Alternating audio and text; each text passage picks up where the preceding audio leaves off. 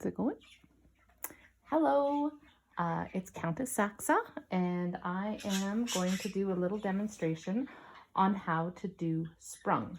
Now, sprung is one of the oldest textiles that we know about. Not generally used very much anymore, but was one of the more original textiles used in ancient civilizations. It's a weaving done completely on the warp with no weft at all. It's all done horizontally. So what you need to get started, this is just going to be a very, very basic introduction just to get you going, is you need 2 fixed points and you need some sticks. So I'm using my tablet weaving loom, as you can see. I have 2 fixed points here and here. I've started with my string tied on the closest, and now I'm just going to go around several times. Obviously this is just demonstration, just to sort of get you going, and once you get going on a bigger loom you can make bigger pieces, or if we get a chance ever to sit down in person, obviously I can show you more about how this is done. You want to keep your warp nice and straight. You don't want it tangled at all, because if it's tangled up you're going to be making mistakes on it. And I always want an even number. I'm going to count. This is going to be a top, so 1, 2, 3, 4, 5, 6, 7, 8. And I'm going to tie this off here. You don't want it too tight. You want it to have a little bit of give, so that you have, because as you get going, it's going to tighten up.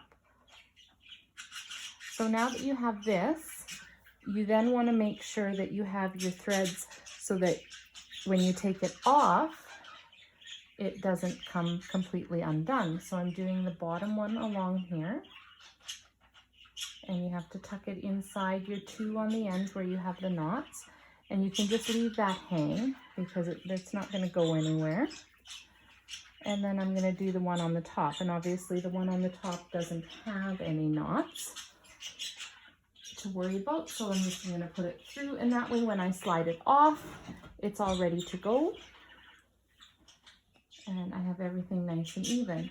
So your first one is going to be your top, and your last one is going to be your bottom, just so you keep it straight. Now, it's almost tricky because it's so simple, but as you get going, it gets a little bit more complicated. But your basic pattern is, first of all, you want to get everything started and get it divided. So I'm going to reach down, and I'm going to bring one of the strands from the bottom up to the top. I'm going to bring that up to the top, and I'm going to take the next one down to the bottom, up from the top, down to the bottom, up from the top, down, up, down, up, down, up, down, up, down, up, down. And so now I have my entire thing divided, and I want to put a stick in to keep it divided. The way I work is I work with 2 sticks, one at the top, one at the bottom, and that keeps my entire warp divided. Now obviously this is, because this loom was not made to do this, my sticks aren't going to stay very good, but okay, you get the idea there. So now, once you've done that, you have your start, and you need to go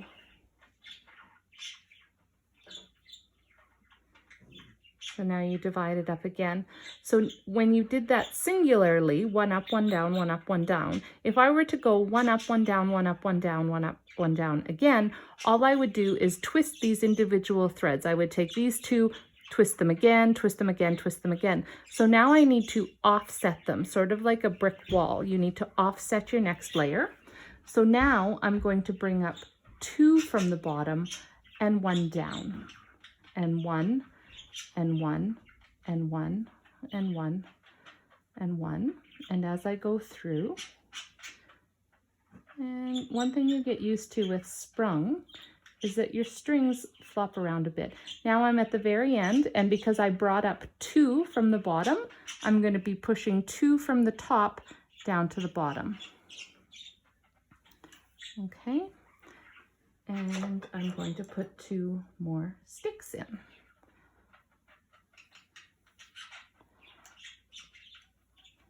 All right, so now that you have that, you go back to the 1. So you divide it again. And so I had just brought in 2 up, so now it's going to be 1 and 1. So 1, 1 up, 1 down.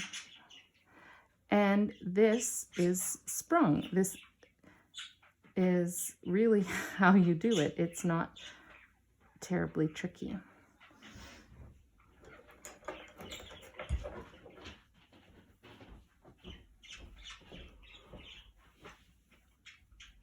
Okay. Now, this will get all of the twists going one way.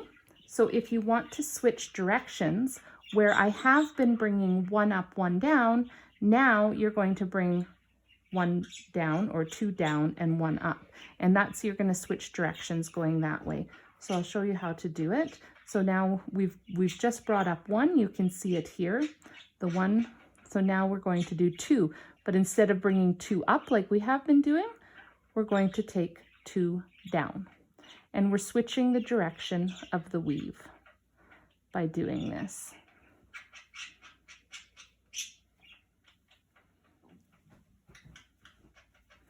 And where I started with 2 down, now I'm going to have 2 up. Okay, and now we've kind of gotten to the point where I'm running out of sticks. So what I'm going to do is I'm going to take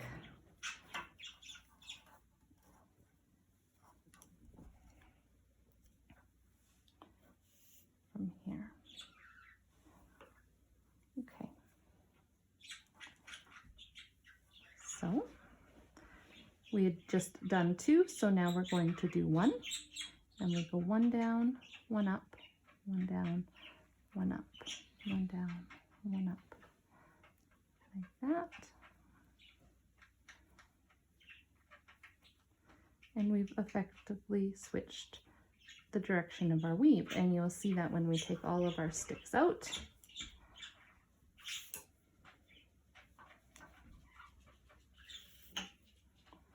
Okay, what I'm going to do now is I'm going to turn the camera off. I'm going to finish weaving this.